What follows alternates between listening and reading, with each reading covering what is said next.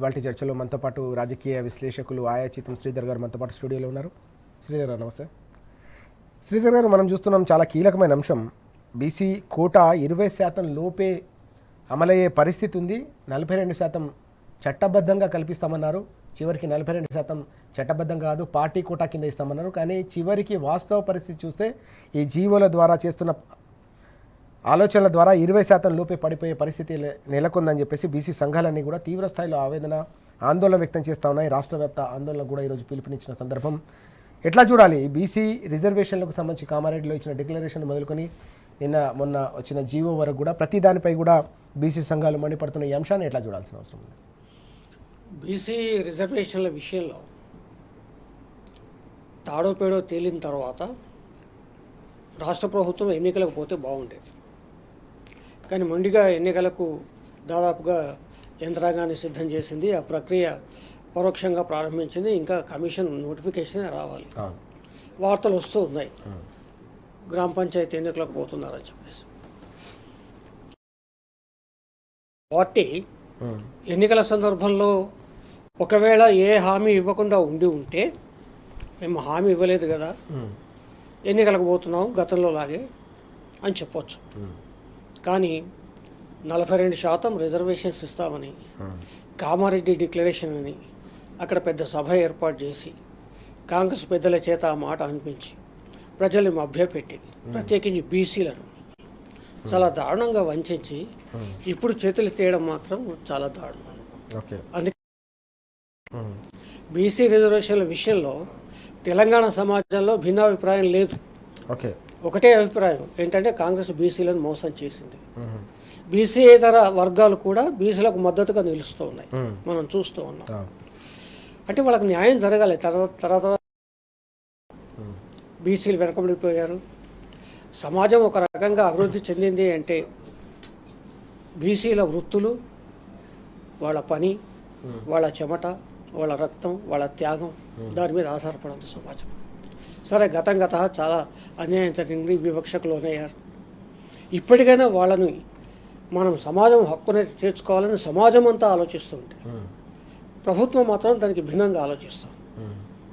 మళ్ళీ అదే పనిగా అదే 50% మించకుండా, ఇది కొత్తదేం కాదు కదా. మీరు కామారెడ్డి డిక్లరేషన్ ప్రకటించడానికి ముందు మరి మీ కాంగ్రెస్ పార్టీలో గతంలో మంత్రులుగా చేసిన వాళ్ళు ఉన్నారు, గతంలో ముఖ్యమంత్రులుగా చేసిన వాళ్ళు ఉన్నారు. రాహుల్ గాంధీ గారు అయితే దేశవ్యాప్తంగా తిరిగి బీసీల స్థితిగతులు అధ్యయనం చేసిన వ్యక్తిగా ఆయన చెప్పుకుంటూ ఉంటాడు. మరి ఇంత అనుభవం ఉండి 42% అదొక రాజ్యాంగ ప్రక్రియ, పార్లమెంటు ప్రక్రియ, కేంద్రం అనుమతితోనే జరగాలి అన్న విషయాలు తెలిసి కూడా తెలియకుండా 42 అని నేను అనుకోను. ఎవరో లేమాన్, ఎవరో దానయ్య ఓ గ్రామంలో ఉండే ఒక సాధారణ నిరక్షరాస్యుడు, అలాంటి వాళ్ళంటే మనం అర్థం చేసుకోవచ్చు.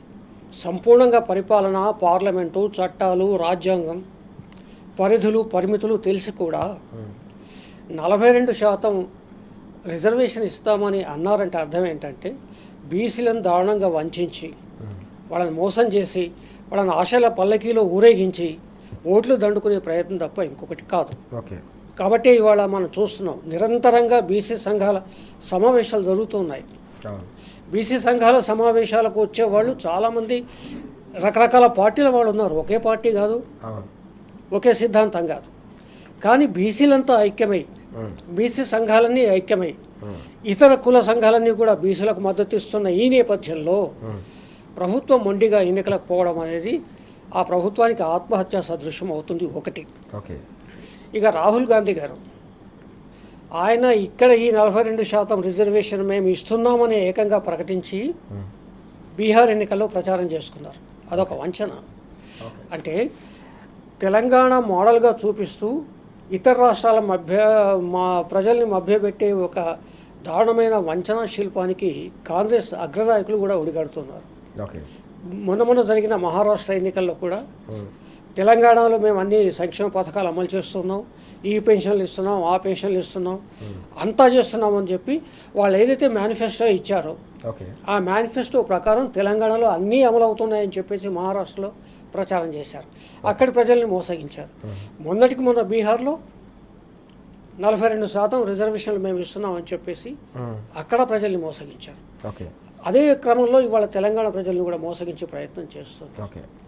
ఎన్నికల్లో గెలవచ్చు, ఓడిపోవచ్చు, అధికారం ఉంటుంది ఉండదు, అది వేరే విషయం. కానీ ప్రజల్ని ఇంత దారుణంగా ఒక జాతీయ పార్టీ మోసగించడం అనేది ఓకే చాలా దారుణం. ఇప్పటికైనా మించిపోయింది లేదు. ఇప్పటికైనా రేవంత్ రెడ్డి గారి ప్రభుత్వం ఈ ఎన్నికల ప్రక్రియను ముందుకు కొనసాగకుండా ఆపాలి. అమీతుమి పార్లమెంట్లో తెలుసుకోవాలి, ఢిల్లీలో తెలుసుకోవాలి. ఓకే. చట్టబద్ధంగా బీసీలకు 42% రిజర్వేషన్లు అయ్యేట్టు ఆ పోరాటంలో బీఆర్ఎస్ ప్రతిపక్ష బీఆర్ఎస్ పార్టీ నాయకులు కూడా మేము వస్తాం, మీరు పదండి ఢిల్లీకి, అఖిలపక్షం మీరు తీసుకెళ్తే మేము వస్తామంటే ఇంతవరకు రేవంత్ రెడ్డి గారు ఇప్పటికే సుమారుగా 60 సార్లు అనుకుంటాను ఢిల్లీ వెళ్ళి వచ్చింది. ఓకే. మరి ఒక్కసారైనా బీసీల కోసం ఇక్కడి అఖిలపక్షాన్ని తీసుకుని వెళ్ళే ప్రయత్నం చేయలే. ఓకే. అక్కడ రాహుల్ గాంధీ గారు పార్లమెంట్లో ప్రస్తావన తెచ్చే ప్రయత్నం చేయలే. వాళ్ళకు 100 మంది ఎంపీలు ఉన్నారు లోక్సభలో. మరి ఒక ప్రైవేట్ బిల్లు పెట్టే ప్రయత్నం కూడా చేయలే. అంటే వీళ్ళకి బీసీల సమస్య పట్ల కానీ రిజర్వేషన్ పట్ల కానీ చిత్తశుద్ధి లేదు. ఉంటే అడుగులు ముందుకు పడేవి. ఏం జరుగుతుంది అనేది కోర్టులు ఉన్నాయి, చట్టాలు ఉన్నాయి, అక్కడ మోడీ గారి ప్రభుత్వం ఉంది, పార్లమెంట్ ఉంది, రాజ్యాంగం ఉంది, అది వేరే విషయం. కానీ మీ ప్రయత్నం ఎక్కడా కనిపించట్లేదు. ఓకే. ప్రయత్నం కనిపించుంటే మొదటి నుంచి ఒక్కటే కాంగ్రెస్ పార్టీ పరిపాలనలో ఉండే ఒక దౌర్భాగ్యం ఏంటంటే సమస్యల్ని మరింత క్లిష్టం చేసి అది న్యాయస్థానాల దాకా పోయేట్టు చేసి దాన్ని పెండింగ్ పెట్టేసి చేతులు దులుపుకునే ప్రయత్నం చేస్తారు. నీటి విషయంలో చాలాసార్లు జరిగింది అట్లా. తెలంగాణకు అన్యాయం. ప్రతిదీ కోర్టు దాకా తీసుకుపోవడం, ఆ లిటికేషన్ పెట్టి కోర్టులో వదిలేయడం, కోర్టులో ఉంది మేమేం చేయాలని చెప్పి. కానీ ప్రభుత్వాల పద్ధతి అది కాదు. చర్చించాలి, రాబట్టాలి, యుద్ధం చేయాలి, పోరాటం చేయాలి, అందరినీ కలుపుకొని పోవాలి. ఇవాళ బీసీలకు 42% రిజర్వేషన్ల విషయంలో యావత్ తెలంగాణ సమాజం అయ్యా రేవంత్ రెడ్డి గారు మీ వెంట మేము ఉంటాం, మీరు పదండి, మీరు ప్రయత్నించండి అని మొత్తుకుంటున్నా కూడా ఈ రోజుకి ఆ ప్రయత్నాలు చేయకుండా ఇప్పుడు చేతులు దులుపుకొని అదే రిజర్వేషన్ అదే చేస్తామని చెప్పి కొండ నాలుగు మంది వేస్తే ఉన్న నాలుగు పోయినట్టు. గతంలో ఉన్న రిజర్వేషన్లు కూడా, గతంలో ఉన్న బీసీల ప్రాతినిధ్యం కూడా ఇవాళ ఎన్నికల్లో ఉంటుందా ఉండదా అనే అనుమానాలు తలెత్తే, భయాలు తలెత్తే ఒక దుస్థితికి కాంగ్రెస్ పార్టీ ప్రభుత్వం తీసుకొచ్చింది. దానికి రేవంత్ రెడ్డి గారు ఆయన మంత్రివర్గం ఇవాళ బోన్లో నిలబడాలి. బీసీలకు సంజాయిషి ఇస్తారా, సమాధానం ఇస్తారా చూడాలి.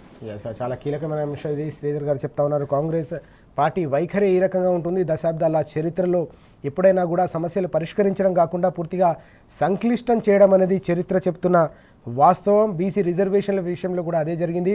ఇచ్చిన హామీని కాదు, చివరికి గతంలో ఉన్న రిజర్వేషన్లు కూడా పూర్తిగా కాలరాసి బీసీలకు వెన్నుపోటు పొడుస్తున్న ఈ మొత్తం వ్యవహారంపై తప్పకుండా బీసీ వర్గాలకు, బీసీ ప్రజలకు సమాధానం చెప్పాల్సిన బాధ్యత రాష్ట్ర ప్రభుత్వంపై ఉందని చెప్పి చెప్తున్న సందర్భం. అన్ని వర్గాలు కూడా సహకరిస్తున్నా, కలిసి వస్తున్నా కూడా ఎందుకు ప్రభుత్వం దీన్ని పరిష్కరించలేకపోతుంది, ఎందుకు ఆ దిశగా బలమైన అడుగులు కావచ్చు చిత్తశుద్ధితో ప్రయత్నించలేదని కూడా సూటిగా ప్రశ్నిస్తున్న సందర్భాన్ని కూడా మనం చూస్తున్నాం. చర్చలో మనతో పాటు బీఆర్ఎస్ సీనియర్ నాయకులు సోమ భరత్ గారు కూడా జాయిన్ అవుతున్నారు. భరత్ గారు నమస్తే. భరత్ గారు, మనం చూస్తూ ఉన్నాం బీసీ కోటా కేవలం 20% లోపు పడిపోయే పెను ప్రమాదం పొంచి ఉందనే ఒక కీలకమైన అంశం. గతంలో ఉన్న రిజర్వేషన్లకు కూడా కాల రాస్తుంది కాంగ్రెస్ సర్కార్ అనేది ఇప్పుడు బీసీ సంఘాలు తీవ్ర స్థాయిలో మండిపడతా ఉన్నాయి. ఆందోళన నిరసనలకు పిలుపునిచ్చిన సందర్భం. 42% రిజర్వేషన్ చట్టబద్ధంగా ఇచ్చిన తర్వాతనే ఎన్నికలకు వెళ్తామన్నారు.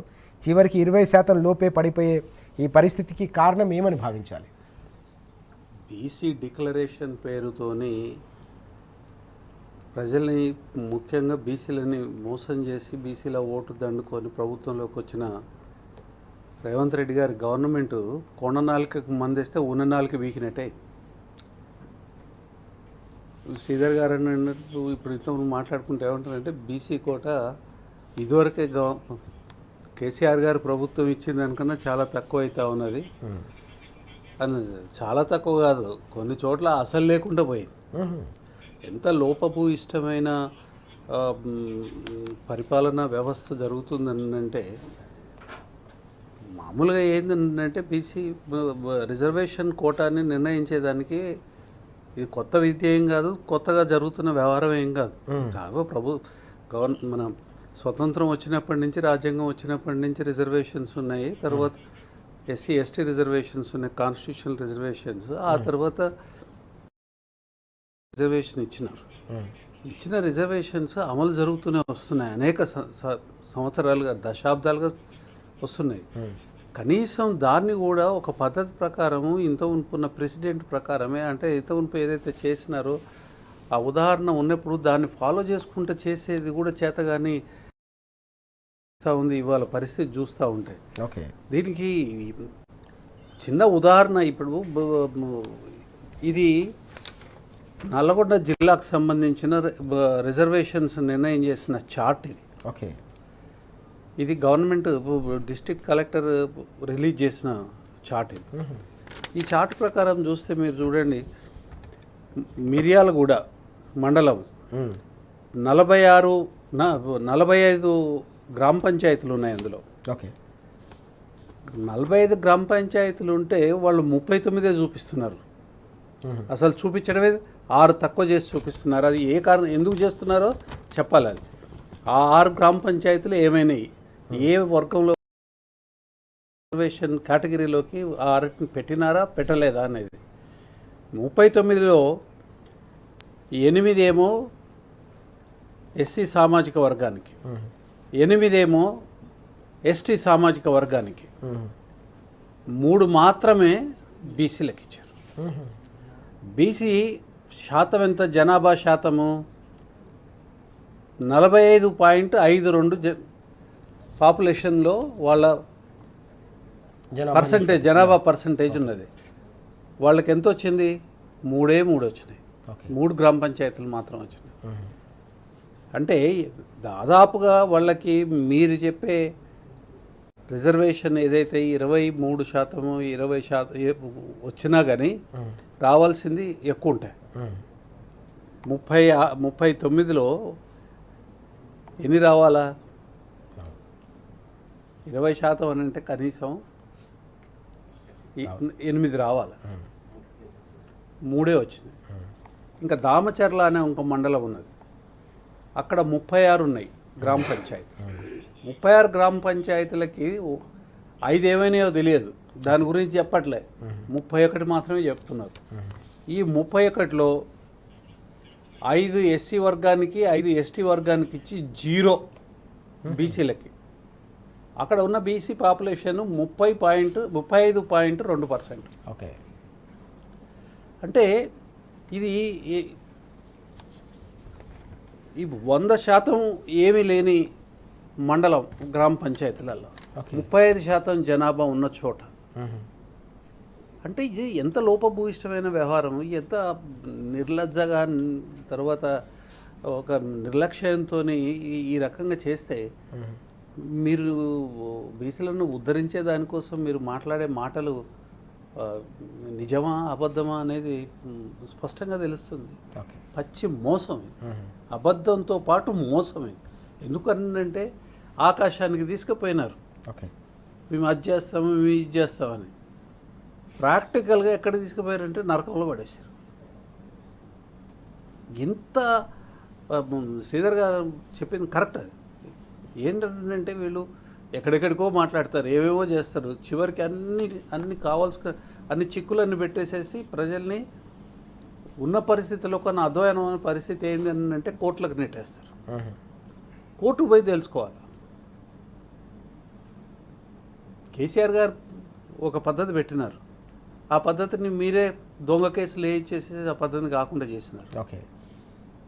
వానితో వీనితో ఎల్లయితో మళ్ళయితో కేసులు వేయించి మంచిగా నడుస్తున్న పద్ధతిని కాకుండా చేసినారు. డిక్లరేషన్లు తీసుకొని వచ్చినారు, కోర్టు నుంచి డిక్లరేషన్ వస్తుంది. సార్ దానివల్ల ఏమైపోయింది, ఎస్సీ ఎస్టీ రిజర్వేషన్ పోయిన తర్వాత మిగతా భాగం అంతా కూడా 50% లోపల మిగతా భాగం అంతా కూడా బీసీలకు వచ్చేటట్టుగా చేసినారు. ఇవాళ అది కూడా లేదు. ఈ 42% లేదు, గజం లేదు, మిద్య లేదు, మొత్తం సర్వనాశనం. ఇవాళ రోడ్డు మీద వేసినారు. ఇంతకన్నా మోసం ఏముంటుందండి? ప్రతి విషయంలో ప్రభుత్వానికి సామాజిక బాధ్యత రాజ్యాంగ పరంగా ఉంటుందండి. సామాజికంగానే కాదు, అదొక మిత్ కాదు, అది నిజం. అది కనుక చేయకపోతే అది ఆర్బిటరీనెస్ అని అంటారు, వివక్షతాపూరితమైన పరిపాలన అని అంటారు. ఇవాళ వివక్షతాపూరితమైన పరిపాలనని కావాల్సుకొని చేస్తూ ఉన్నారు. తెలియక చేసిన విషయం కాదు. ఆరతేరిన వాళ్ళు తర్వాత తెలియక చేసేది. ఈ జీవో ఒకటి ఉన్నది, ఈ జీవో పూర్తిగా అన్యాయపూరితమైన జీవో ఇది. ఈ జీవో ప్రకారమే ఈ చార్ట్ తయారు చేస్తారు. ఓకే ఓకే పూర్తిగా అన్యాయపరమైన జీవో తయారు చేసేదానికి ఏదో మామూలు వాళ్ళు ఉండరండి. ఒక పెద్ద వ్యవస్థ ఉంటుంది. ఏదో తెలియక పొరపాటు జరిగింది కదా, ఇది కావలసుకొని చేసింది ప్రభుత్వం. ఏదైనా వ్యవస్థ ఉండి అన్ని రకాల వేర్వితలంతా ఉన్న తర్వాత కూడా తప్పులు జరుగుతున్నాయని అంటే నిర్లక్ష్యంతో కావలసుకొని లెక్కలేనితనం. బీసీలు అంటే వీళ్ళు ఇటనే గొడవ చేస్తుంటారు, వీళ్ళు ఇటనే మాట్లాడుతుంటారు, వీళ్ళతో అయ్యేదేంది పోయేది నా ఇష్టం ఉన్నట్టు చేస్తాను, నాకు మెజారిటీ ఉంది అని కాంగ్రెస్ పార్టీ ఆలోచన విధానం. అది మొదటి నుంచి ఇట్లాంటి ఆలోచనలు మీరు తెలంగాణ సమస్య తీసుకోండి, తర్వాత ఆర్థిక వ్యవస్థ తీసుకోండి, సామాజిక అభివృద్ధి తీసుకోండి. ఏదైనా ప్రపంచంలో ఇన్ని 200 పైచిలుకు దేశాలు ఉన్నాయండి. ఏ దేశమైనా ఇంత అధ్వానంగా ఉన్నదా? వీళ్ళ పరిపాలనలో దగ్గర 60 ఏళ్ళు నిరాఘాటంగా వీళ్ళ పరిపాలన జరిగింది. ఏ దేశమైనా ఇంత తక్కువ అభివృద్ధికి నోచుకొని ఇంత జనాభా పెరిగి ఒక ప్లానింగ్ లేదు, పాడు లేదు, ఏది లేదు. అట్లాంటిది కాంగ్రెస్ పార్టీ. అది ప్రతి రంగంలో అది ప్రతిబింబిస్తుంది కాంగ్రెస్ పార్టీ పరిపాలన. కాంగ్రెస్ పార్టీ అదేందో తెలియదు కానీ ప్రజలు కూడా వాళ్ళు చెప్పింది నమ్ముతారు. వీళ్ళు కూడా అంత అతక చెప్తారు అన్నట్టు. మోసం చేసే దానికోసం లేకపోతే 420 హామీలేంది, 6 గ్యారెంటీలేదు, ఒకటన్నా అయిందా? ఇది కూడా గంతే. ఈ 420లో భాగమే బీసీ డిక్లరేషన్. ఇదేదో నుంచి ఆకాశం నుంచి ఊడిపడింది కాదు. మోసపూరితంగా ప్రజల్ని మోసం చేయడానికి పథకం ప్రకారము, పద్ధతి ప్రకారము ఏదైతే ప్లాన్ వేసి జనాన్ని మోసం చేసిండ్రో ఇవాళ ఖచ్చితంగా మోసపోయి బీసీలు కూడా గోసపడతా ఉన్నారు. కేసీఆర్ గారి మాటలలో చెప్పాలని ఆలోచించాలండి. ఇదంతా ఉట్టిగానే ఆవేశపూరితంగా మాట్లాడడం వల్ల కాదు. ఇది ఆలోచించాలి, దీని గురించి చర్చ చేయాలి. వచ్చే ఎన్నికలలో కానివ్వండి, ఎన్నికలలోనే చర్చ చేయాల్సింది చాలా ఎక్కువ ఉంటుంది. ఎందుకంటే అదే సందర్భం. ఒక రాజకీయ పార్టీ యొక్క నైజం ఏంది తెలుసుకోవాలని అంటే ప్రజలకి ముఖ్యమైన సందర్భం ఏంటంటే ఎన్నికలు. ఏ రకమైన ఎన్నికలైనా కానివ్వండి, ఇవాళ ఎన్నికలు వస్తూ ఉన్నాయి. ఏ రకంగా మోసం చేసినారు, అన్ని రంగాలలో ఏ రకంగా మోసం చేశారు, బీసీలను కూడా ఏ రకంగా మోసం చేసినారు అనేది బీసీ సంఘాలు కానివ్వండి, సమస్త సమాజం అంతా కూడా ఆలోచించాల్సిన అవసరం ఉంది. 60% పైన జనాభా ఉన్న బీసీలనే ఈ రకంగా మోసం చేస్తున్నారని అంటే మిగతా వాళ్ళని కూడా లెక్కలేని తనంతో మోసం చేస్తాడు రేవంత్ రెడ్డి గారి గవర్నమెంట్. అది స్పష్టంగా కనిపిస్తాం.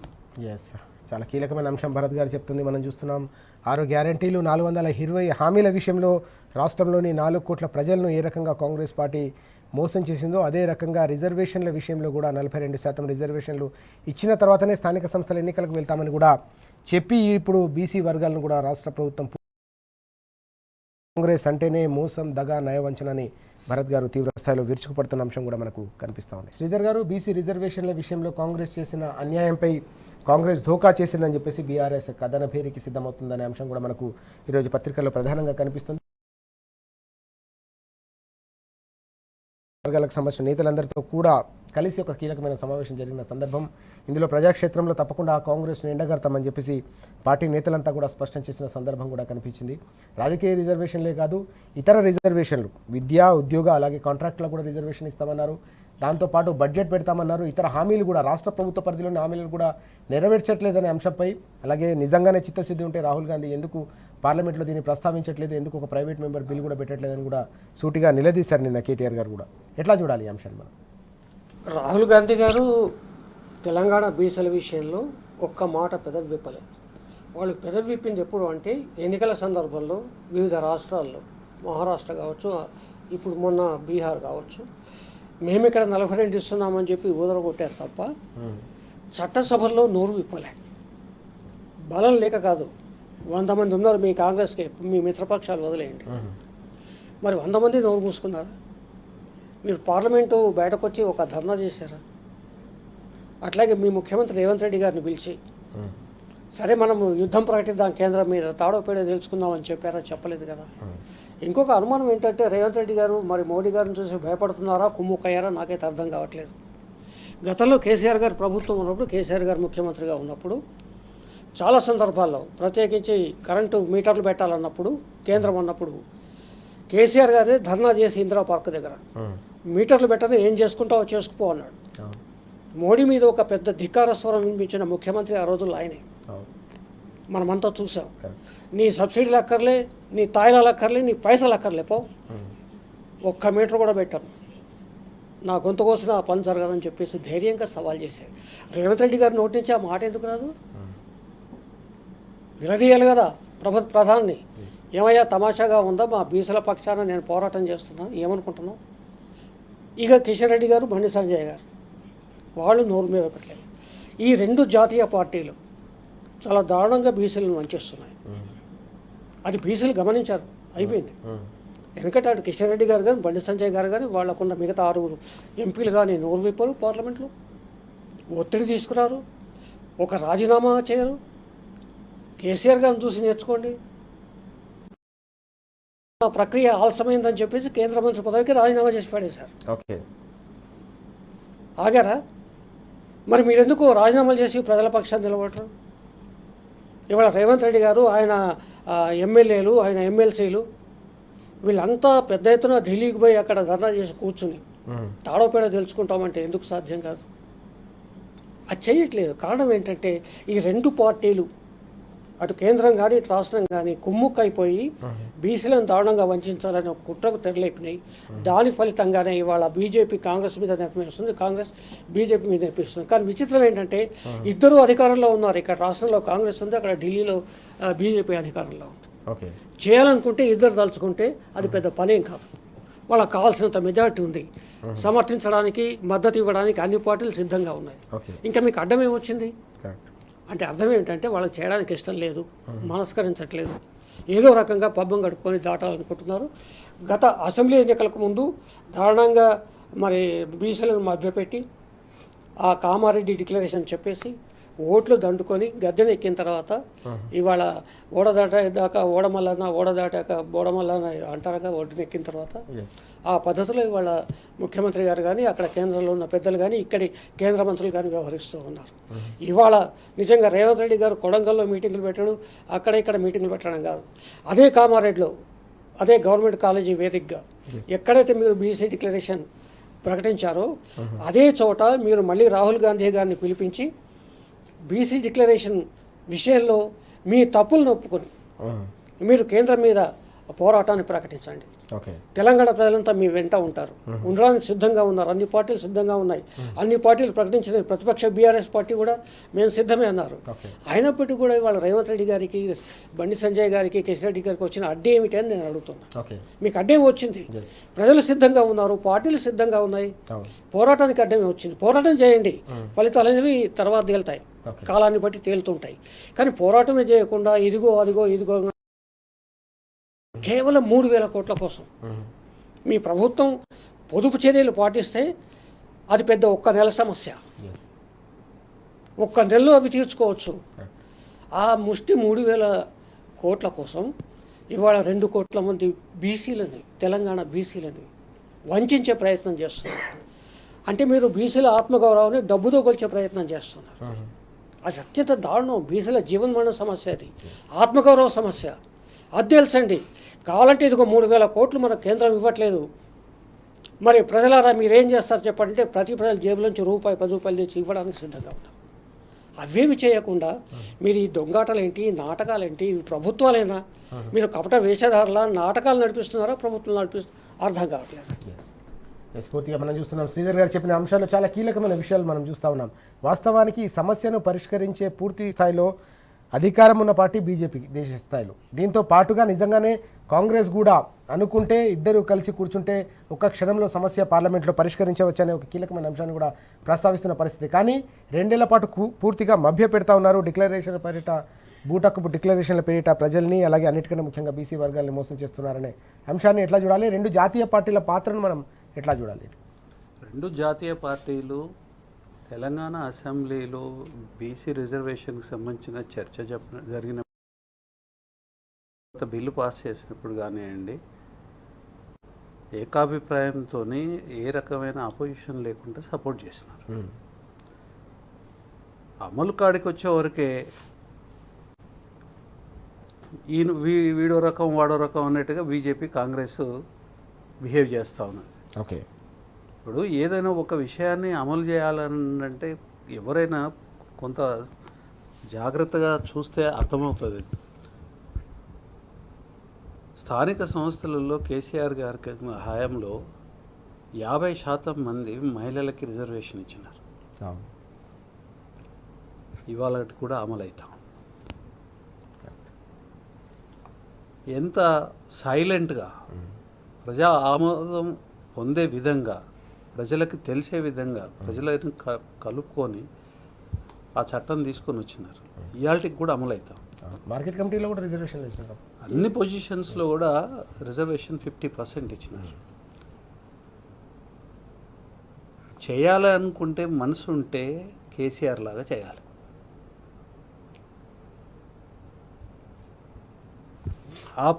ఆ పని అది ఆ పరిస్థితి ఎక్కడన్నా కనిపిస్తుందా?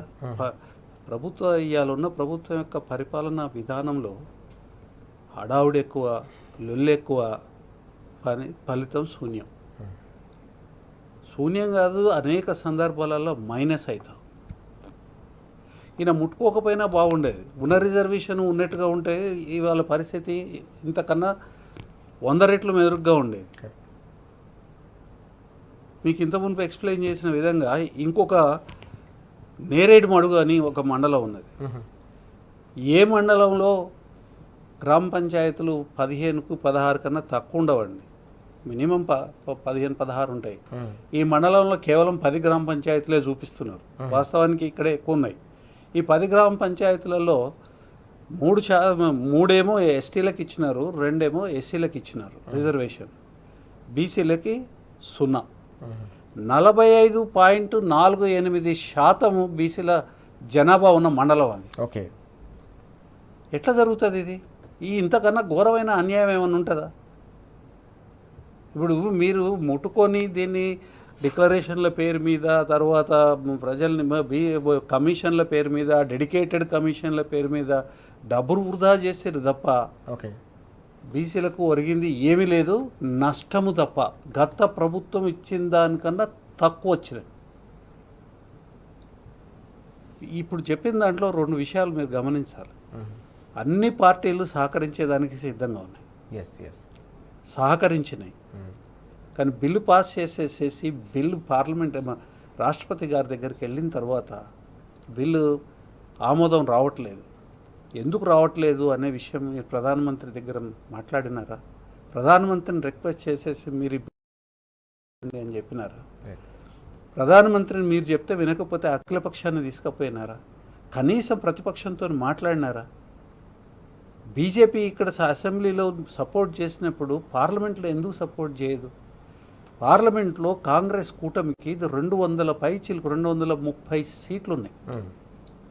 మీరు వాయిస్ రైజ్ చేసినారా? అసలు ఇవన్నీ చేయకుండా ఇది అమలు చేయలేని పరిస్థితి తెచ్చుకొని ఇంకొక పెద్ద గీత గీసేసి, అంటే చిన్న సమస్య పక్కన ఇంకొక పెద్ద సమస్యను, ఇట్లాంటి సమస్యను ప్రజల ముందు పడేస్తే ఇక ప్రజలు ఇది అయ్యేది కాదు, పోయేది కాదని, ఇక వీళ్ళు గింతే అని వీళ్ళతో ఎవడు పడతాడు, ఈ గొడవంతా ఏంది ఇదంతా అని వదులుకోవాలా అనే పద్ధతిలో చేయడం తప్ప ఏంది ఇది? లేకపోతే ఇంతకన్నా ఇంత పచ్చి మోసం బహిరంగంగా అందరి ముందు, తర్వాత జీవోల రూపంలో చేస్తారండి. నువ్వు మాట్లాడింది ఏంది? 42% మాట్లాడి 42 ఎక్కడికి వచ్చింది? 0కి వచ్చింది. ఒక మండలంలో 42 0. 45% ప్రజలున్న కాడ 42% ఇవ్వకపోతే కనీసం 23% అని ఇవ్వాలి కదా. 23% లేదు, ఏదీ లేదు, 0. ఇది నేను ఎందుకు చెప్తున్నాను, దీని మీద నేను ఎందుకు చెప్తున్నాను అంటే ప్రాక్టికల్గా జరిగిందండి. దీంట్లో కాదనేది ఎవరితోని కాదు, ఎందుకంటే ఇది గవర్నమెంట్ ఇష్యూ చేసింది. ఇది అసలు రిఫ్లెక్షన్ ఏంటంటే ఇది మొత్తం అంతా బీసీలకు వచ్చిన రిజర్వేషను కొన్ని చోట్ల 16% కూడా మించలేదు. 16% కూడా మించలేదు. ఇది నల్గొండకు సంబంధించి నేను చెప్తా ఉన్నాను. మిగతా చోట ఏదో బ్రహ్మాండంగా ఉంటుంది అనేది ఏమి లేదు. ఇంతకన్నా అధ్వానంగానే ఉంటుంది కానీ బ్రహ్మాండంగా ఉండదు. ఎందుకనంటే దీని తప్పెక్కడ జరిగిందో నాకు తెలుసు. ఇది సామాజిక వర్గాల మధ్యన, కులాల మధ్యన చిచ్చు పెట్టే కార్యక్రమం. ఓకే, చిన్న గీత పక్కన పెద్ద గీత పెట్టేసేసి వాళ్ళు కొట్టుకొని వస్తుంటే డివైడ్ అండ్ రూల్. బ్రిటిష్ వారసులు కదా, కాంగ్రెస్ పార్టీ బ్రిటిష్కి వారసత్వం తీసుకొని వచ్చింది కదా. మొత్తం పాలసీ అంతా కూడా అట్లనే ఉంటుంది, పరిపాలన అంతా ఉంటుంది. తర్వాత బ్రిటిష్ వాళ్ళని ఎట్లా తరిమేసిండ్రో వీళ్ళని కూడా అట్లా తరివేయాల్సిన సమయం ఆసన్నమే. రైట్ రైట్ మనం చూస్తున్నాం సామాజిక వర్గాల మధ్య చిచ్చు పెట్టే ప్రయత్నం తప్ప పూర్తిగా ఇచ్చిన హామీని నిలబెట్టుకోవాలన్న చిత్తశుద్ధి కాంగ్రెస్లో ఏ కౌశన కూడా కనిపించట్లేదని భరత్ గారు తీవ్రమైన ఆగ్రహం వ్యక్తం చేస్తున్న సందర్భం. నిజంగానే చిత్తశుద్ధి ఉంటే, మనసు ఉంటే మార్గం ఉంటుంది, కానీ రెండు జాతీయ పార్టీలకు మనసు లేదు కాబట్టి మార్గాలు కనిపించట్లేదు.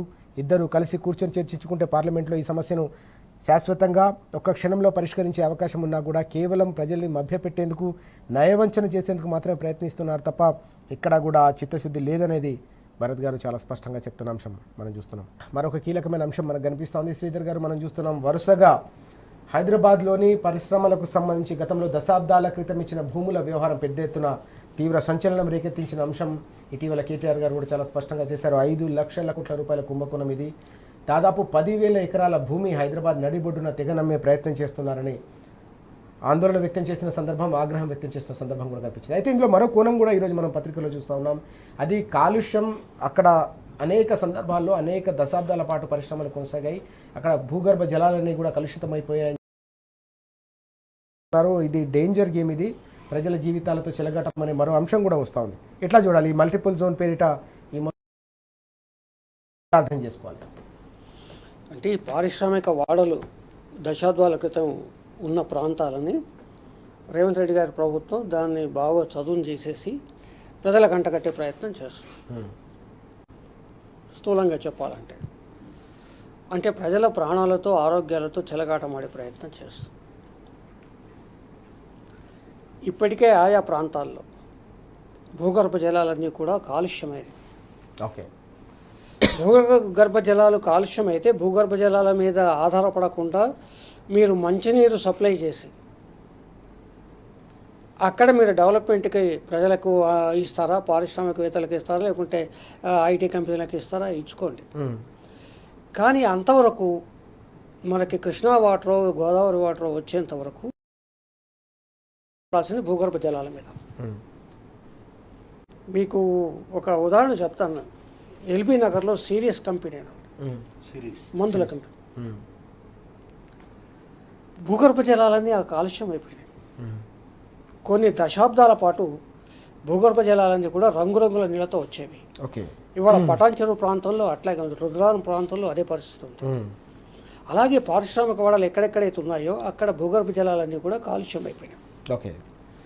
మరి కాలుష్యమైన భూగర్భ జలాలు ఉన్న ప్రాంతాల్లో, కాలుష్యమైన వాతావరణం ఉన్న ప్రాంతాల్లో, మట్టి కాలుష్యమైన ప్రాంతాల్లో మీరు జనావాసాలకు భూములు కేటాయించి డబ్బులు దండుకొని పబ్బం గడుపుకుందాం అనుకుంటే మాత్రం అది ప్రజల ప్రాణాలతో చెలగాటం.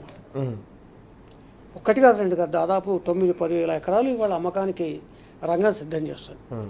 పోనీ ఆ రంగం సిద్ధం చేసే క్రమంలో ఈ ప్రక్రియ ఎంత బహిరంగంగా జరిగిందంటే చాలా రహస్యంగా జరిగింది. మరి రహస్యంగా జరగాల్సిన అవసరం లేదు. ఒక పారిశ్రామిక వాడను మీరు జనావాసంగా మార్చాలనుకున్నప్పుడు పర్యావరణవేత్తలను కూర్చోబెట్టుకోవాలి. అక్కడ రకరకాల పరీక్షలు జరగాలి. అది జనావాసానికి యోగ్యమైన భూమే అని అన్నప్పుడు మాత్రమే దాన్ని కేటాయించాలి తప్ప ఏమీ లేకుండా అక్రమంగా ఫైళ్ళని ఆగవేగాల మీద నడిపించేసి అమ్ముకునే ప్రయత్నం చేస్తుంటే ఇవాళ ఇది ప్రభుత్వం ఒక రియల్ ఎస్టేట్ కంపెనీ లేక తయారైంది తప్ప ప్రభుత్వం లాగా లేదు. ప్రభుత్వం అంటే ప్రజా ప్రయోజనం ప్రధానంగా ఉండాలి. ప్రజల ప్రయోజనం తర్వాత ఏదైనా లాభం, నష్టం ఏదైనా. కానీ దాన్ని పక్కన పెట్టేసి ప్రజల ప్రయోజనాన్ని, ప్రాణాలని పక్కన పెట్టేసి ఇవాళ ఈ భూములన్నీ కూడా ధారాదత్తం చేసి మరి వాటిని అమ్మకానికి పెట్టి భవిష్యత్తులో అంటే సాధారణంగా భూగర్భ జలాలు కాలుష్యం అయితే మనం చూస్తున్నాం దేశ విదేశాల్లో. చాలా సందర్భాల్లో రష్యాలో ఒకసారి అణు కర్మాగారం పేలిపోయింది, చెర్నోబిల్ అనుకుంటున్నాం. తర్వాత కల్పకం అని చెప్పేసి ఇక్కడ మన ఇండియాలో ఉంటుంది. ఈ ప్రమాదాలు జరిగినప్పుడు ఏమైందంటే అణుధార్మిక శక్తి ఆ ప్రాంతమంతా వ్యాపించడం వల్ల అక్కడ జనావాసాలు నివసించే ఆస్కారం లేకుండా పోయింది కొన్ని. అట్లాగే ఇక్కడ కూడా జనావాసాలు నివసించే ఆస్కారం ఇంకో కొన్ని దశాబ్దాల వరకు ఉండే అవకాశం లేదు. ఇప్పటికిప్పుడు పోతే మీకు ఒకటే చెప్తాను, నేను ఒక సాధారణ వ్యక్తిని, ఓ ప్లాట్ కొనుక్కుంటాను, ప్రభుత్వం అమ్మిన ప్లాట్ని, అక్కడ ఇల్లు కట్టుకుంటాను, నాకు మంచినీళ్ళు సప్లై ఉండదు, ఉండకపోయి ఏం చేస్తాను, నేను బోర్ వేసుకుంటాను, అమాయకంగా నీళ్ళు తాగుతాను, ఉపయోగిస్తాను, రోగాల పాలవుతాను. పుట్టబోయే శిశువులు కూడా అంగవైకల్యంతో పుడతారు, రోగాలతో పుడతారు. ఇవన్నీ ప్రపంచవ్యాప్తంగా అధ్యయనాలు చెబుతూ ఉన్నాయి, ఇవాళ కొత్త ఏం కాదు. మరి ఆ అధ్యయనాలన్నీ క్రోడీకరించకుండా, శాస్త్రవేత్తలను సమావేశపరచకుండా, ఇప్పటికైతే నాకు తెలిసి ఒక శాస్త్రవేత్తల సమావేశం జరగలే, పర్యావరణవేత్తల సమావేశం జరగలే, కాలుష్య నివారణకు కానీ కాలుష్య స్థాయి ఏ స్థాయికి ఉందో అధ్యయనం జరగలేదు. మరి ఏది జరగకుండా ఎడాపెడా భూములు అమ్మకానికి పెట్టేసి మేము అమ్ముతాం, మీరు కొనండి, ఆ డబ్బులు మేము ఖజానాలో వేసుకుంటామంటే ఇది సంక్షేమ రాజ్యం ఎట్లా అవుతుంది? రాజ్యాంగం స్పష్టంగా చెప్పింది భారతదేశాన్ని సంక్షేమ రాజ్యంగా ఉంచమని. అంటే ప్రజల ప్రాధాన్యమైన తర్వాత ఏదైనా మొదలు ప్రజల సంక్షేమం చూడండి అది రాజ్యాంగం నీకు ప్రవచిస్తుంటే దాన్ని పక్కన పెట్టేసి, సంక్షేమాన్ని పక్కన పెట్టి, ప్రాణాలను పక్కన పెట్టి, భవిష్యత్తును పక్కన పెట్టి, పుట్టబోయే బిడ్డల వాళ్ళ ఆరోగ్యాలను కూడా మీరు హననం చేస్తూ ఇవాళ రియల్ ఎస్టేట్ వ్యాపారం చేయడం అనేది చాలా దారుణం. ప్రభుత్వానికి ఆదాయం పెంచుకోవడానికి మార్గాలు వేరే ఉంటాయి, ఆ మార్గాల ద్వారా ఆదాయం పెంచుకోండి, ఎవరు కాదనరు. కానీ ఇట్లా నికృష్టమైన విధానాలతో ఆదాయం పెంచుకోవడం, మీరు పనికిమాలిన హామీలు ఇచ్చేసి ఆ హామీలను భర్తీ చేయాలనే తాపత్రయం, ఇవన్నీ కూడా ఏంటంటే రాజ్యాంగం అంబేద్కర్ గారు ఏదైతే ఒక సంక్షేమ రాజ్యం అనే ఒక ఉదాత్తమైన ఆశయాన్ని ప్రవచించారో ఆ సంక్షేమ రాజ్య స్ఫూర్తికి భిన్నంగా ఇవాళ జరుగుతుంది. దీన్ని తప్పనిసరిగా ఒక్కళ్ళు కాదు, ఇది పార్టీల వ్యవహారం కాదు. పార్టీలు ఉంటాయి, పోతాయి, ప్రభుత్వాలు వస్తాయి, పోతాయి, కానీ ప్రజలు ఉంటారు, తరతరాల వాళ్ళ పిల్లలు ఉంటారు, మళ్ళీ వాళ్ళ వారసత్వాలు ఉంటాయి. వాళ్ళందరూ ఎఫెక్ట్ అయ్యి కొన్ని దశాబ్దాల పాటు ప్రజలకు దారుణంగా ఎఫెక్ట్ కలిగించే ఈ ప్రక్రియ ఏదైతుందో దీన్ని పర్యావరణవేత్తలు, మేధావులు, ప్రజలంతా వ్యతిరేకించాల్సిన ఇది ఒక దుర్మార్గమైన కార్యక్రమం. ఓకే రైట్, మనం చూస్తూ ఉన్నాం ఈ మొత్తం వ్యవహారం కేవలం కీలకమైన అంశంలో అన్నిటికంటే ముఖ్యంగా కేవలం దీని వెనుక కుంభకోణం మాత్రమే కాదు, ప్రజారోగ్యంతో చెలగాటమాడే ఒక పెను ప్రమాదం కూడా పొంచి ఉందని చెప్పేసి శ్రీధర్ గారు చెప్తున్న అంశాన్ని మనం చూస్తున్నాం. ఇంత పెద్ద వ్యవహారం ఇంత భారీ స్థాయిలో చేస్తూ ఉంటే కనీసం అసెస్మెంట్ చేయకుండా కాలుష్య నియంత్రణకు సంబంధించిన వ్యవహారం కావచ్చు, నిపుణులతో మాట్లాడకుండా జనావాసాలకు ఇవ్వాలన్న ఆలోచన అయితే చేస్తూ ఉన్నారు. ఇది అత్యంత దుర్మార్గమైన చర్యగా కూడా అభివర్ణిస్తున్న సందర్భం మనకు కనిపిస్తూ ఉంది. భరత్ గారు ఎట్లా చూడాల్సిన అవసరం కనిపిస్తుంది? హైదరాబాద్ నడిబొడ్డున దాదాపు 10,000 ఎకరాల భూమి, ఆ భూమిలో గతంలో దశాబ్దాల పాటు పరిశ్రమలు కొనసాగాయి, వాటిని ఇప్పుడు జనావాసాలకు ఇవ్వాలనే ఒక ఆలోచన, దానివల్ల పొంచి ఉన్న ప్రమాదాలను ఎట్లా అర్థం చేసుకోవాలి? ఏమాత్రం దూరదృష్టి లేని ప్రభుత్వం మాత్రమే ఈ రకమైన చర్యలకు పాల్పడుతుంది. ప్రజా సంక్షేమము, రాజ్యాంగ స్ఫూర్తి, రాజ్యాంగ బాధ్యత పూర్తిగా విస్మరించిన ప్రభుత్వాలు మాత్రమే ఈ రకమైన పనులకు పాల్పడతాయి. 10,000 ఎకరాలు భూమి పెరిగేది కాదండి, భూమి తగ్గేదే కానీ భూమి పెరిగేది కాదు. సముద్ర మట్టాలు పెరిగి భూమి తగ్గుతున్నది, నీరు ఆక్రమిస్తూ ఉంది భూమిని. తర్వాత మరీ ముఖ్యంగా ఇంత పెద్ద పట్టణము హైదరాబాద్ 40వ లార్జెస్ట్ సిటీ ప్రపంచంలోనే, ప్రపంచం మొత్తంలోనే 40వ largest city, 40th largest city. ఈ అవసరాలు, ప్రజా అవసరాలు కూడా పెరుగుతూ ఉంటాయి. ప్రజా అవసరాలు రాగానే బలవంతపు సేకరణ జరుగుతుంది ల్యాండ్ ఎక్విజిషన్ యాక్ట్ కింద. అవసరమైంది ఇప్పుడు ఒక 9-10 వేల ఎకరాలు నగరం నడిబొడ్డులో ప్రభుత్వ స్థలం. అది ఈ ప్రభుత్వ స్థలాన్ని ఒక పర్టికులర్ పర్పస్ కోసము ఇండస్ట్రీస్ పెట్టుకునే దానికి లీజుకి ఇచ్చినారు, కిరాయికి ఇచ్చినారు. ఎప్పుడైతే ప్రభుత్వం అక్కడ పొల్యూషన్ వచ్చి సాచురేషన్ పాయింట్కి వచ్చిందో, ప్రజల యొక్క ఆరోగ్యానికి ఇబ్బంది జరుగుతుందో, ఒక పాలసీగా ఆడ ఇండస్ట్రీస్ని తరలించారు. తరలించిన తర్వాత ఆ భూమి స్వాధీన చేసుకోవాల్సిన అవసరం ఉంది. తరలించే సందర్భంలో కూడా అనేక ఇండస్ట్రీస్కి ఆల్టర్నేటివ్ ల్యాండ్ ప్రొవైడ్ చేసినారు. అవుటర్ బయట డెసిగ్నేటెడ్ ప్లేసెస్ ఉంటాయి, ఆ ప్లేసెస్లో ఇన్ఫ్రాస్ట్రక్చర్ డెవలప్ చేసి అక్కడ ఇచ్చిన తర్వాత గొంతెమ్మ కోరికలు చాలా ఉంటాయండి. నాకు కూడా చార్మినార్ కావాలని ఉంటుంది, ఇస్తారా? మీకు ఏ పర్పస్ కోసం అయితే ల్యాండ్ అలాట్ అది లీజ్ మీద ఇచ్చినారో ఆ పర్పస్ అక్కడ అయిపోయిన తర్వాత ఆ ల్యాండ్ గవర్నమెంట్కి రావాలి. అవును. గవర్నమెంట్కి ల్యాండ్ ఇవ్వలేదు, కిరాయి కూడా కట్టలేదు.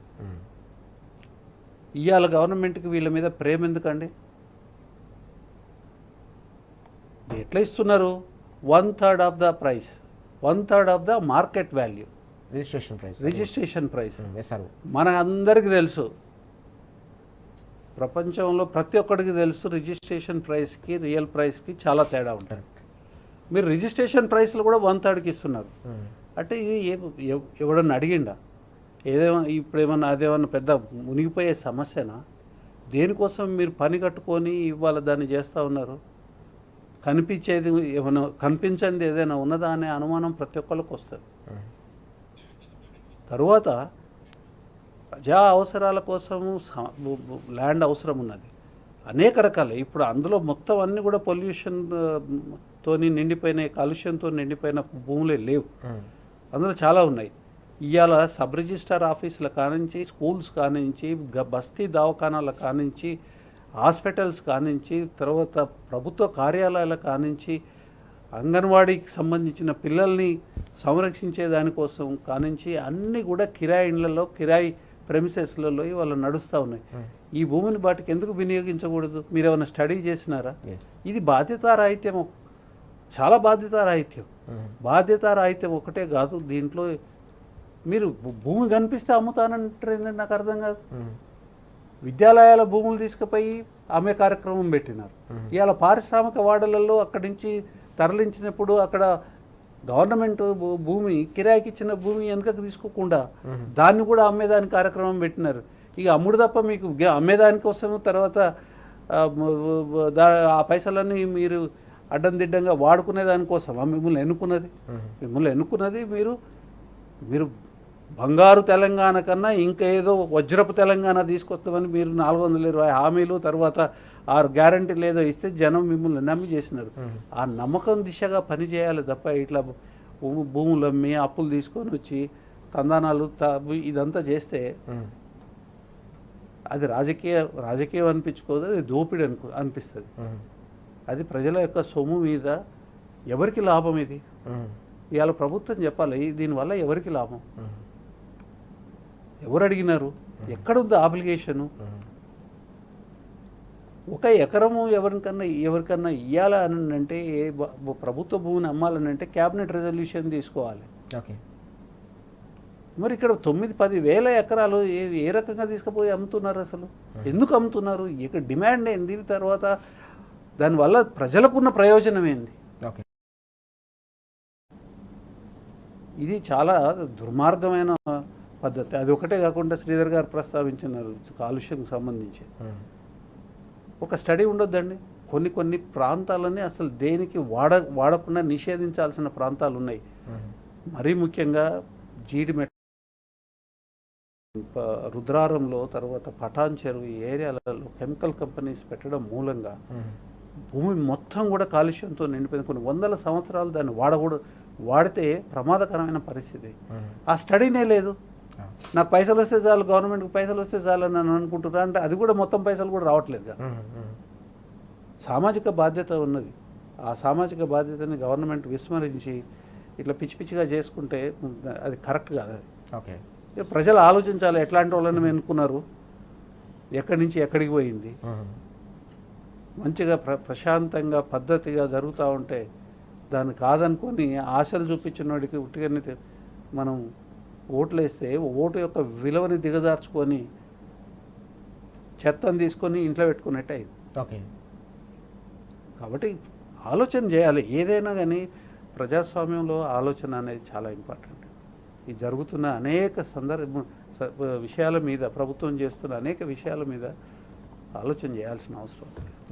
భరత్ గారు చెప్పినట్టు ప్రతి అంశం మీద కూడా ప్రజల్లో చర్చ జరగాల్సిన అవసరం ఉందనేది కీలకంగా చెప్తున్న విషయం. ఇక్కడ శ్రీధర్ గారు మనం చూస్తే వాస్తవానికి గతంలో బీఆర్ఎస్ హయాంలో 10 ఏళ్ల పాటు పరిశ్రమల స్థాపన కోసం పెట్టుబడులను ఆహ్వానించేందుకు పాలసీలు వచ్చిన సందర్భం మనం చూసాం. టీఎస్ఐ పాస్ వంటి పాలసీ. ఇప్పుడు వచ్చిన పాలసీ అనేది పరిశ్రమకి సంబంధించిన భూములను అమ్మేందుకు వచ్చిన పాలసీగా కూడా చూస్తున్న సందర్భం బీఆర్ఎస్ వర్కింగ్ ప్రెసిడెంట్ కేటీఆర్ గారు కూడా తీవ్ర స్థాయిలో మీరు గమనిస్తే ఇక్కడ పాలసీ ఏం చేయలే, పాలసీ చేయాలి.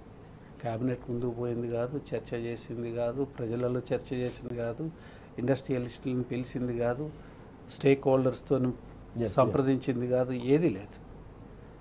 ఓకే, సడన్గా ఒక కాగితం బయటకు వచ్చింది. ఎస్.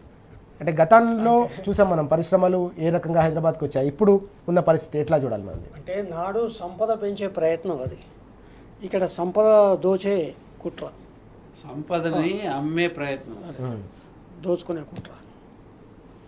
ఇప్పుడు ఈ భూములు ప్రజల కంట కట్టి ప్రాణాలతో చెలగాటం ఆడే బదులు మంచి పర్యావరణం కోసం అడవులు పెంచవచ్చు, క్రీడా మైదానాలు అభివృద్ధి చేయవచ్చు. చాలా దేశాల్లో అట్లా చేశారు ప్రయోగాత్మకంగా. లేదా మీరు అమ్మాలి జనావాసాలే అనుకుంటే త్రాగునీటి సౌకర్యం ఏంటో చెప్పండి ఫస్ట్. ఎందుకంటే కేసీఆర్ గారు ప్రభుత్వం ఏర్పడ్డాక అత్యంత ప్రాధాన్యమైన అంశాల్లో మంచినీరు ఇంటింటికి, అది మీరు గమనించండి, గొప్ప, అది మానవీయ కార్యక్రమం, అది రాజకీయ కార్యక్రమం నేను అనుకోను. ఇంటింటికి మంచినీరు మిషన్ భగీరథ అంటే ప్రపంచమంతా చెప్తోంది మానవులకు సగం రోగాల కారణం మంచినీరు లేకపోవడం, కలుషిత నీరు. అది గమనించి ఆయన ఇంటింటికి మంచినీరు ఇచ్చారు. మరి ఇక్కడ మీరు ఎక్కడ ఇస్తున్నారు చెప్పండి? ఇంతవరకు చెప్పలేదు. మరి ఇంతవరకు మరి కాళేశ్వరం కేసీఆర్ గారు కట్టారు, తర్వాత రంగనాయక సాగర్, కొండపోచమ్మ ఇవన్నీ ఉన్నాయి.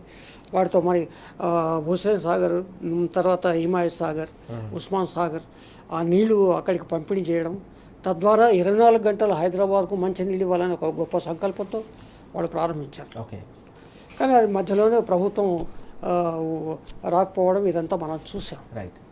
కానీ అత్యంత మానవాళికి అత్యంత అవసరమైన మంచినీరు విషయంలో రైట్, మీరు ఏ ప్రయత్నం చేయకుండా ప్రక్రియ ప్రారంభించండి. కాళేశ్వరం నీళ్ళని తెప్పించి పైపులు ఏర్పాటు చేయండి, మంచినీళ్ళు ఏర్పాటు చేయండి, గృహావసరాలకు కూడా మంచినీళ్ళు ఇచ్చే ప్రయత్నం చేయండి. అప్పుడు భూగర్భ జలాల మీద ఆధారపడే పరిస్థితి ప్రజలకు రాదు, రోగాలకు ఆస్కారం ఉండదు. అలాంటి ముందస్తు ప్రయత్నాలు ఏమి చేయకుండా దొరికింది కదా, అక్కడ భూమి ఉంది కదా, అమ్మి పారేస్తామని డబ్బులు జేబులేసుకుంటామంటే అది సరైనది కాదు. అది ప్రజాపాలన అనిపించుకోదు. మీరు ఏదో ప్రజాపాలన అని రోజు చెప్తున్నారు కానీ ప్రజలను రోగగ్రస్తం చేసే పరిపాలన కొనసాగిస్తున్నారు. ఇప్పటికైనా రేవంత్ రెడ్డి గారి ప్రభుత్వం ఈ ప్రతిపాదన ఉపసంహరించుకోవాలి, ఈ భూములను ఇతరత్రా వాడుకోవాలి, పర్యావరణ సంక్షేమం కోసం కానీ పర్యావరణ అభివృద్ధి కోసం వాడుకోవాలి తప్ప ప్రజలకు అంటగట్టి చేతులు దుప్పుకొని ఆ పైసలు ఖజానాలు వేసుకోవడం మాత్రం అత్యంత దారుణమైన విషయం. ఎస్, మనం చూస్తూ ఉన్నాం పూర్తిగా అంటే కాలుష్యంతో నిండిన భూములను ఈ రకంగా జనావాసాలకు కేటాయించాలన్న ఆలోచన అవుతుందో ఇది అత్యంత దుర్మార్గమైనది. ఇది డేంజర్ బెల్స్ మోగిస్తుంది. రానున్న రోజుల్లో ప్రజల ఆరోగ్యాలతో ఇది పెను ప్రమాదం పొంచి ఉన్న నేపథ్యంలో ఇలాంటి ఆలోచనలు విరమించుకోవాలని చెప్పేసి శ్రీధర్ గారు అలాగే భరత్ గారు కూడా చెప్తున్న సందర్భం మనం చేస్తూ ఉన్నాం. దీంతో పాటుగా రానున్న రోజుల్లో భవిష్యత్ అవసరాలకు భూములను కాపాడాల్సిన బాధ్యత ప్రభుత్వానికి ఉంటుంది తప్ప ప్రభుత్వ భూములను తెగనమ్ముకుంటూ పోతే ఇక భూమి మిగిలదనే హెచ్చరిక కూడా చేస్తున్న సందర్భం కూడా మనం చూస్తున్నాం. Thank you very much Bharat గారు, శ్రీధర్ గారు చర్చలో పాల్గొన్నారు. ఇది వాటి వార్తలు వాస్తవాలు. నమస్తే.